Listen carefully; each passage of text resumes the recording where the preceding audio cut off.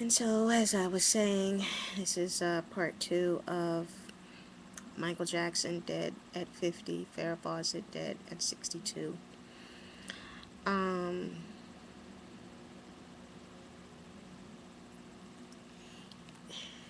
I'll make this short. I really try to. He was my everything. He was the first celebrity I ever really knew and recognized when I was a baby. When I was, a young toddler. I mean, seeing him as a little boy with that afro and seeing him sing with his brothers just made all of us think that if these kids can come out of Gary, Indiana and do all of this, there's no telling what I can do. When I became a teenager, he became my fantasy prince. He was like the perfect African American guy. He was handsome and quiet and charming and non-threatening and talented and regal and royal and glamorous and just everything good that you can think of about a human being was inside of him. I mean, he was just everything. He was the perfect guy. When I was a teenager, I was absolutely convinced that it was my destiny to grow up, become famous, and marry him someday. It was the one thing I wanted more than anything in this world. And even though I grew up, and even though childhood dreams went on the back burner, there was always this little teeny tiny dash of hope inside my heart. It's like I knew that as long as he was alive and in the world, and as long as I was alive and in the world, there would be a chance that one day that destiny would throw the two of us together and that maybe we would meet. But it didn't work out like that.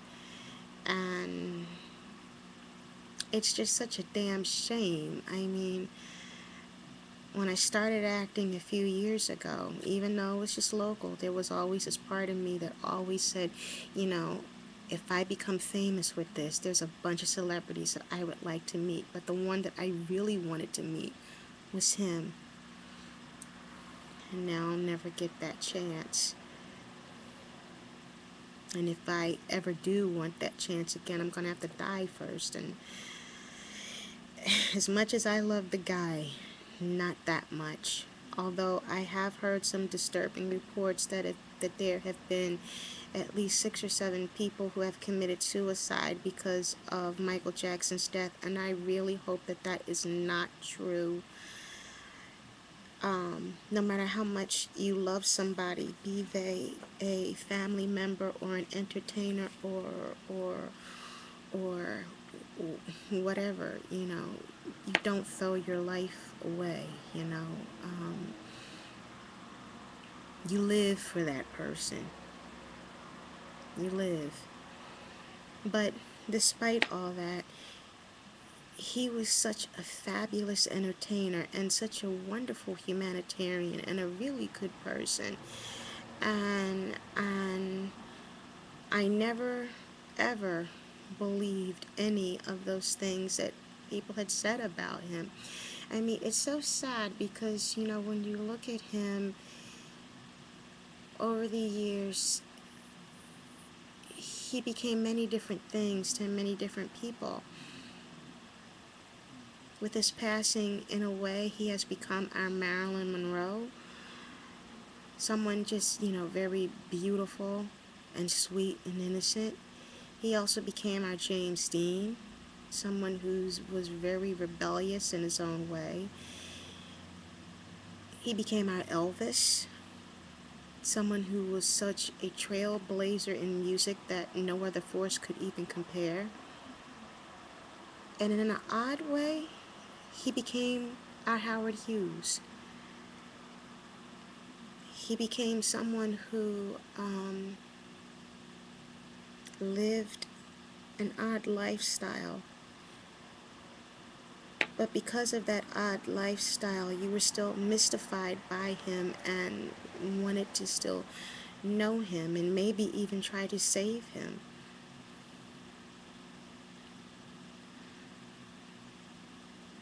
The world is so much emptier now without him, and without Farah, and without all the people that we have lost this past month. We've not only lost Michael, and we not only lost Farah, we also lost Ed McMahon. His laugh will never be replaced. We lost David Carradine, which I still don't understand that, and don't understand it whatsoever. We even lost the Oxi-Clean guy. The Oxi-Clean guy, of all people. I mean, I was just in my kitchen where my kitchen, part of it is a kitchen and another smaller part of it is a laundry area. And I was in the laundry area section of my kitchen and came across my laundry detergent and just realized I had a tub of Oxi-Clean in my kitchen, sitting on top of my washing machine.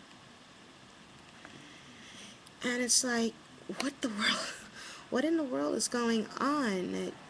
We've lost so many wonderful people within a short period of time, within a 3-week time period, if you include David Carradine, and 1 week if you just include the last 4. But be that as it may, I give a tribute out to all of the people that we have lost, those who were celebrities, those who were not celebrities. I'm still grieving over my stepfather. But it's just,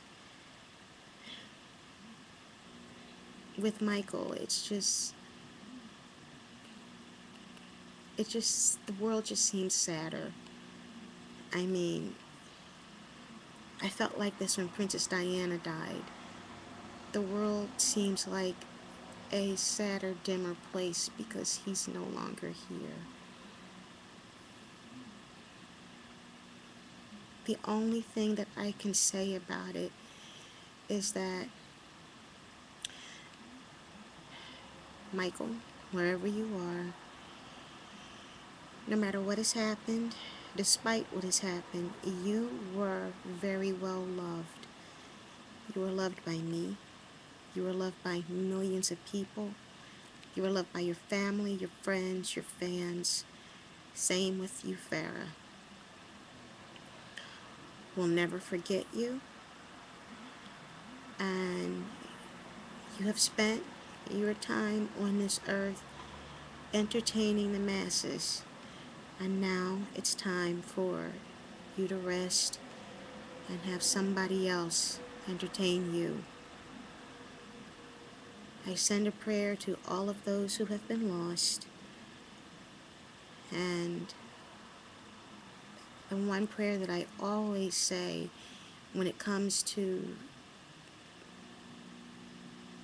the many people that has been lost, I always say this prayer to God.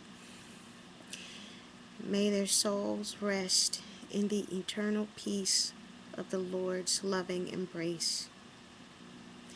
This is Robin from the Robin's Nest. I promised I wasn't going to make another long one, but it looks like I did. Saying good night to you, Farah. Good night to you, Michael. And good night to all of the people that we have loved and lost. Thank you.